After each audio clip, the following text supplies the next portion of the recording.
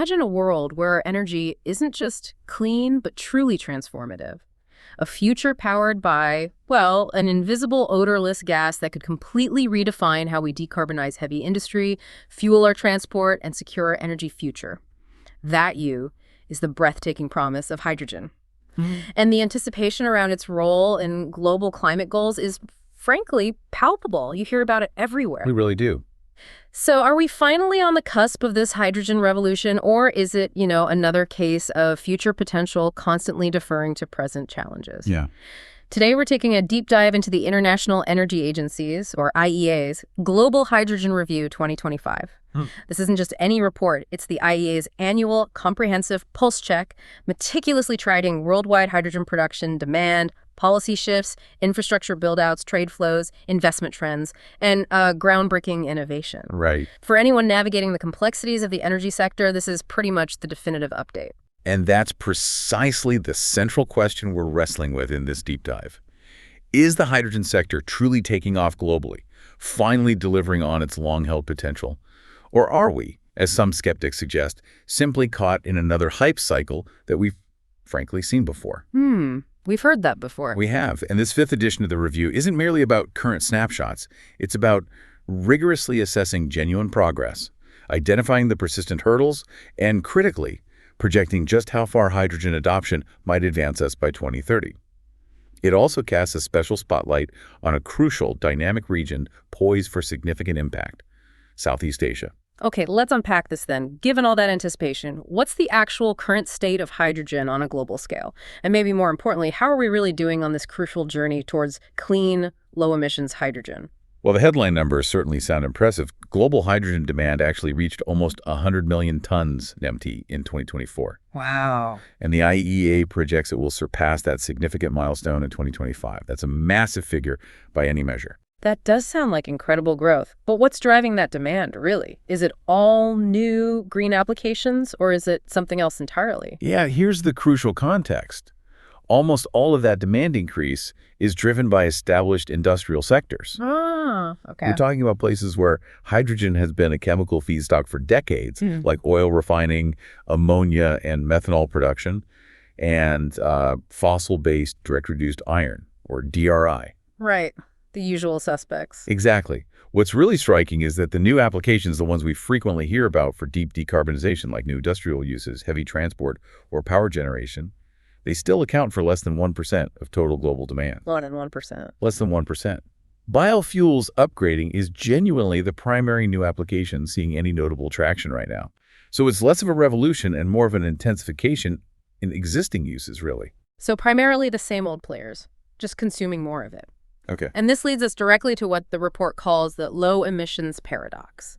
While the use of clean, low emissions hydrogen actually increased by a respectable nearly 10% in 2024. Which sounds good on its own. Right, sounds good. But it still constitutes less than 1% of that massive total global demand. This is where it gets really interesting. Why is the clean version struggling to gain traction, a mere ripple in the ocean, when overall demand is so high? What's the biggest bottleneck here? It fundamentally boils down to a few stubborn barriers. The high production costs for low-emissions hydrogen are a major factor, making it economically uncompetitive in many scenarios. Yeah. It's too expensive still. Right. Then you have insufficient, or at best inconsistent, policy support across different regions, which creates immense uncertainty for investors and makes large-scale projects harder to finance.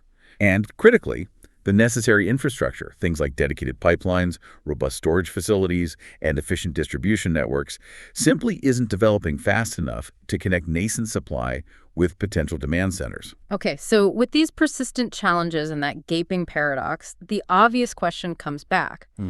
Are we just experiencing another hype cycle for hydrogen like those we've seen in past decades, only to see it fizzle out again? That's a valid and important question, and one the IEA report directly addresses.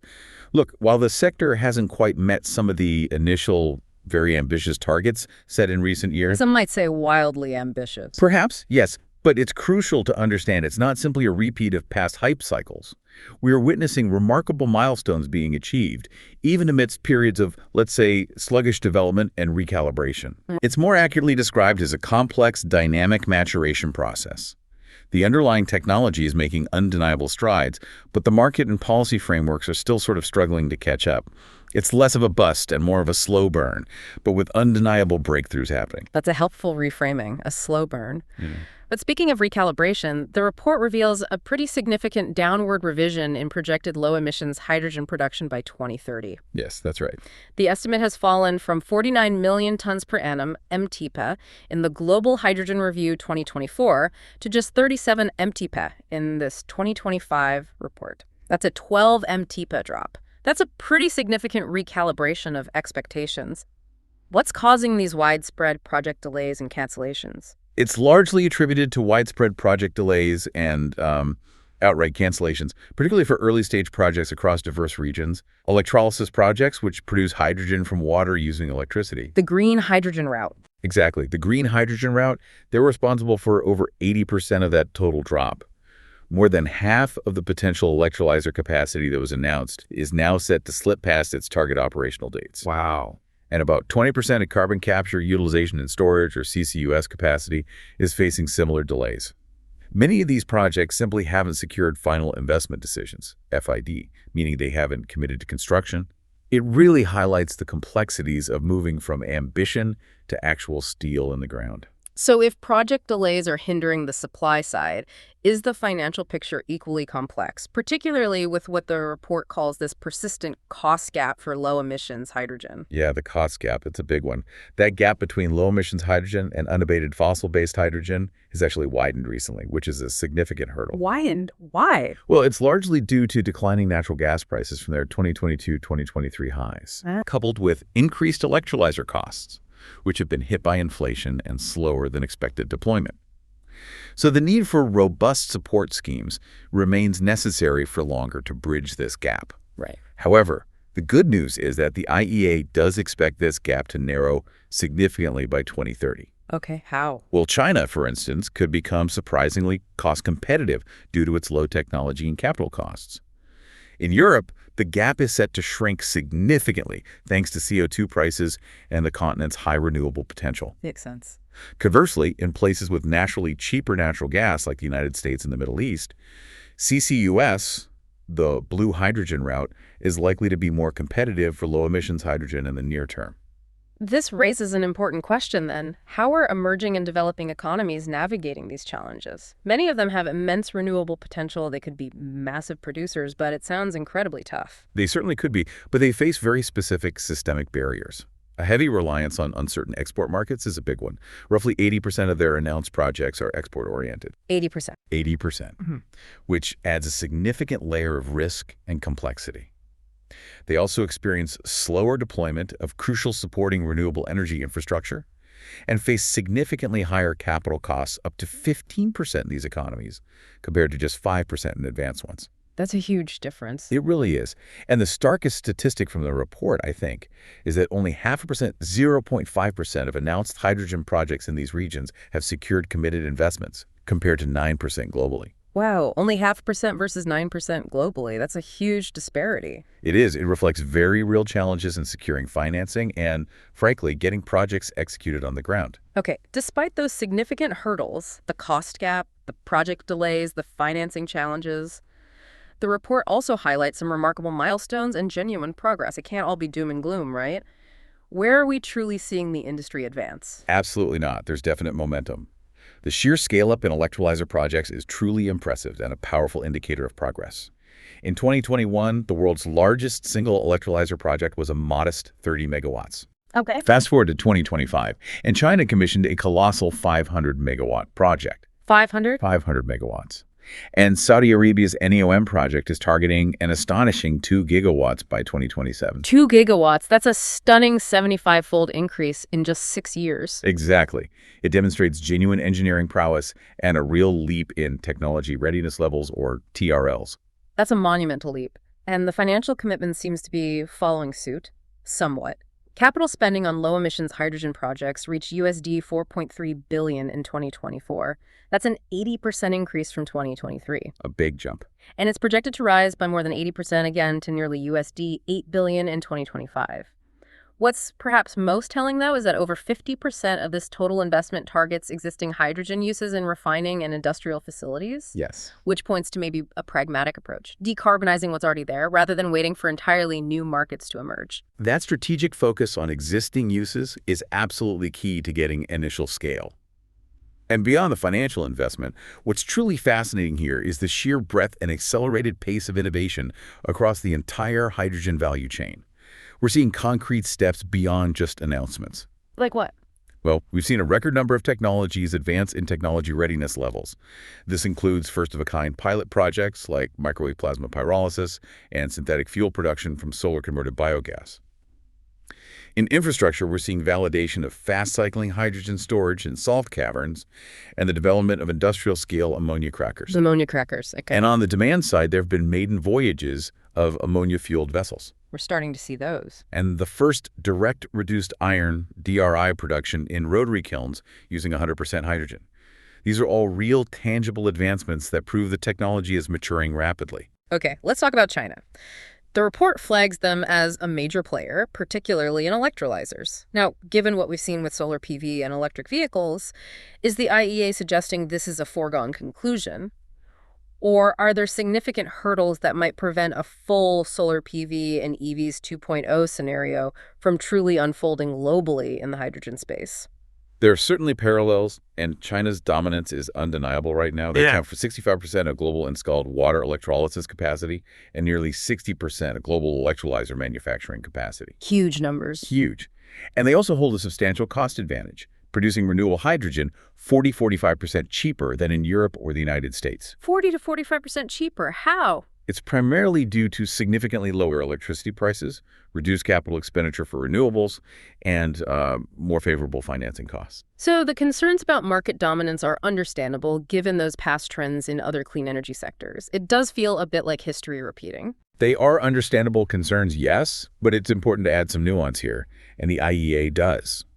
While China's domestic strength is a powerful force, several factors may limit its global electrolyzer expansion, at least in the short term. Such as? Well, things like the logistical challenges of shipping bulky electrolyzers around the world, potential efficiency and compliance issues with international standards, and the crucial fact that the electrolyzer stack itself only represents maybe 15–20% of the total investment cost of an installed electrolyzer system. Ah, right, the balance of plant. Exactly. The balance of plant, installation, associated infrastructure, those are still significant costs everywhere. However, it's worth noting that Chinese manufacturers are actively addressing these barriers through innovation and are already exploring overseas manufacturing.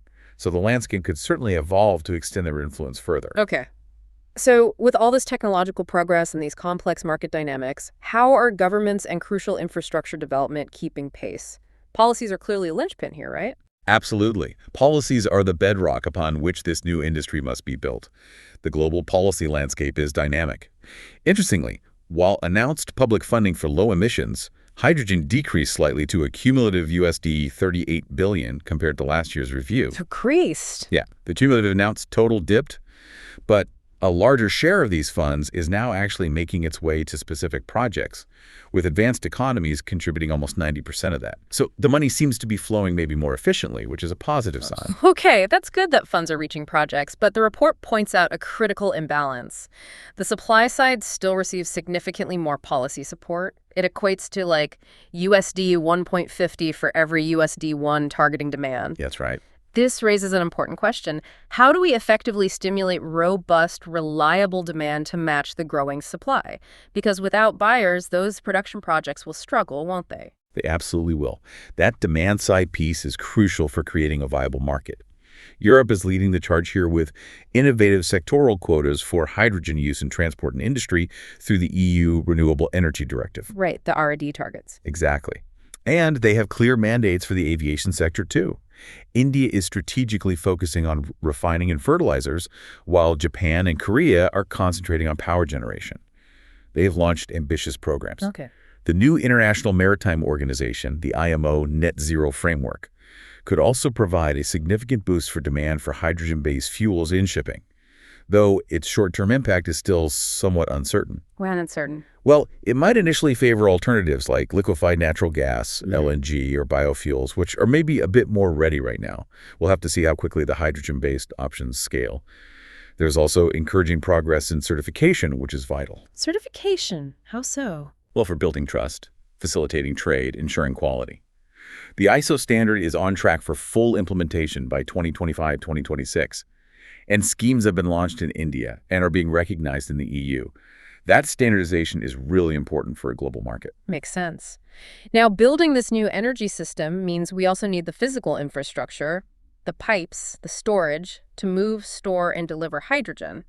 What does the IEA report tell us about the progress there? Is it a chicken and egg scenario, or are we seeing real commitment? Infrastructure is definitely moving, though its deployment still trails the pace of production announcements. It's a bit chicken and egg, yeah. Approximately 37,000 kilometers of hydrogen pipelines have been announced by 2035. 37,000 kilometers, that sounds like a lot. It does, but less than 6% have reached a final investment decision, FID. Only 6%. Right, and those are concentrated mainly in Europe and China. A notable development, though, and a sign of repurposing potential, is the world's first large-scale natural gas pipeline repurposing project in Germany. A 400-kilometer section is being converted in 2025. Okay, so repurposing existing assets is key. What about storage? For underground storage, about 11 terawatt-hours, TWH, of capacity, that's roughly 325 kilotons KT of hydrogen, enough to power industrial clusters for weeks is announced by 2035. But again, only 5% is at FID or under construction. Germany is leading here in commercial-scale salt cavern projects. So progress, but still early days for committed infrastructure. Right. Now, I found this fascinating in the report, the strategic importance of ports in the adoption of hydrogen-based fuels. It seems like a very practical, potentially impactful starting point for broader adoption, especially in shipping. It absolutely is. Ports are critical hubs. The report highlights that over 130 high-traffic ports globally could have access to at least 100 kilotons per annum, KP, of low-emissions hydrogen within 500 kilometers by 2030. Wow. Specifically, nearly 80 ports globally already possess strong chemical handling expertise. That's important. And of these, 55 think places like Rotterdam, Singapore, Ain Sokhna in Egypt have significant nearby hydrogen supply potential and high infrastructure readiness. So they're prime candidates. Exactly. They're strong early candidates for low-emissions hydrogen meal fuel bunkering. This is a critical development for decarbonizing shipping. And we're also seeing a growing fleet of ships able to use these fuels. Over 60 methanol-powered vessels are already on the water, and nearly 300 more are on order. 300 more on order. Yeah, so the building blocks are genuinely starting to fall into place in these key maritime hubs. Now, for a special segment of this deep dive that the IEA highlights, Southeast Asia, what's the picture like in this dynamic and rapidly growing region? Is it a future hydrogen powerhouse or still largely nascent? Southeast Asia is certainly emerging as a significant hydrogen market and one with immense potential. Demand there reached 4 meld in 2024, which is about 4% of the global total. Okay, 4%. Where's that demand concentrated? Indonesia accounts for over a third of it, 35%, followed by Malaysia at 22%, Vietnam at 15%, and Singapore at 12%. Nearly half of this regional demand is for ammonia production, with 2/3 of that coming from Indonesia alone. Mostly ammonia, okay. Refining makes up another third, with 40% concentrated in Singapore's hub, and methanol production, predominantly in Malaysia, represents the remaining 20%. Critically, nearly 80% of the current supply in the region comes from unabated natural gas. 80% unabated, so the transition challenge is very real there too. Very real. So, with that current context, where are the greatest opportunities for low-emissions hydrogen to truly take root and scale up in Southeast Asia? What specific sectors could become early adopters? Well, the region's low-emissions hydrogen production pipeline is almost 480 kdpa by 2030, heavily concentrated in Indonesia and Malaysia. But critically, only 6% of that announced capacity has reached FID. Only 6% again? A familiar story. It is. However, there are significant opportunities. Leveraging existing ammonia production in Indonesia, Malaysia, and Vietnam is a major one, switching that feedstock to low-emissions hydrogen. Same for methanol production in Malaysia. Right. Target the existing uses first. Exactly.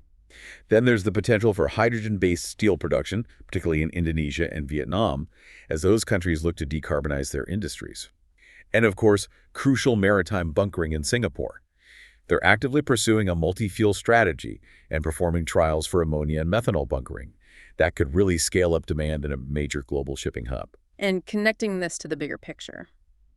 Successful adoption here could significantly enhance energy and food security for the region by reducing import dependencies on fossil fuels and even things like fertilizer components derived from ammonia. The IEA specifically recommends that Southeast Asia prioritize renewables deployment to cut production costs, implement targeted policies for fuel switching in existing applications, and develop pilot projects for gradual learning towards commercialization. Okay. So looking at all this progress, the innovation, but also these persistent challenges and the stark regional differences, what does the IEA ultimately recommend for governments globally, for those that want to effectively leverage low-emissions hydrogen to meet their ambitious energy goals? What are the strategic imperatives? The IEA has updated 5 key policy recommendations to guide governments. It's a pretty clear roadmap. First, they advise maintaining robust support schemes for low-emissions hydrogen production, emphasizing shovel-ready projects that target existing applications to drive rapid scaling and, importantly, cost reductions. Focus on what works now. Precisely. Second, they stress the need to accelerate demand creation for low-emissions hydrogen and hydrogen-based fuels. This means using smart regulations and support schemes in key sectors to facilitate those essential offtake agreements and unlock investment. Got to build the market. Right. Pull demand through. Third, governments must expedite the deployment of hydrogen infrastructure.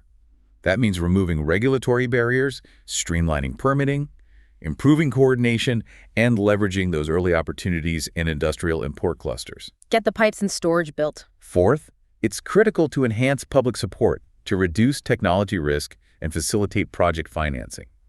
This includes expanding guarantee programs for those vital first-of-a-kind projects demonstrating novel technologies. De-risking is key. Help the pioneers. And finally, and crucially, they recommend supporting emerging and developing economies in moving up the value chain for low-emissions, hydrogen-based products.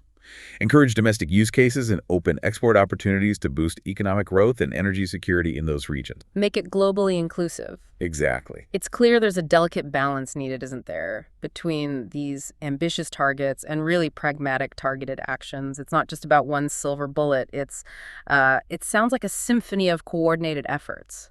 That's a good way to put it. So, the IEA's Global Hydrogen Review 2025 paints a clear picture. Hydrogen isn't just about the technology anymore. It's a high-stakes race where policy decisions, strategic investments, and robust infrastructure build-out are now the true kingmakers. This review makes it abundantly clear that the hydrogen sector is navigating a complex maturation, marked by genuine technological innovation and growing investment, yes, but simultaneously grappling with significant, persistent challenges related to high costs, uncertain demand, and the intricate build-out of a brand-new energy system. It's not a simple case of a hype cycle repeating, but rather a dynamic, sometimes frustrating, but ultimately advancing process. It's exactly. Realizing hydrogen's full transformative potential will require sustained, exceptionally coordinated policy action. It needs strategic investment that bridges those crucial cost gaps, and a nuanced understanding of unique regional opportunities and challenges. The insights from the IEA aren't just data points. They are crucial blueprints for making informed decisions as this pivotal sector continues to evolve. The question isn't really if hydrogen will be big anymore, but perhaps who will successfully translate potential into widespread reality and what that means for global energy security and decarbonization. Ultimately, the journey of hydrogen from a promising energy carrier to a widespread clean fuel is still in its early critical stages. It demands careful cultivation to unlock its full decarbonization power. What will the next year bring for this vital yet incredibly challenging fuel? Well, this raises an important question for all of us, I think. Given the current landscape, the breakthroughs, the delays, the cost gaps, and the escalating climate urgency, how quickly can the world truly close the chasm between hydrogen's announced ambitions and its operational reality, especially as global energy dynamics continue to shift so rapidly?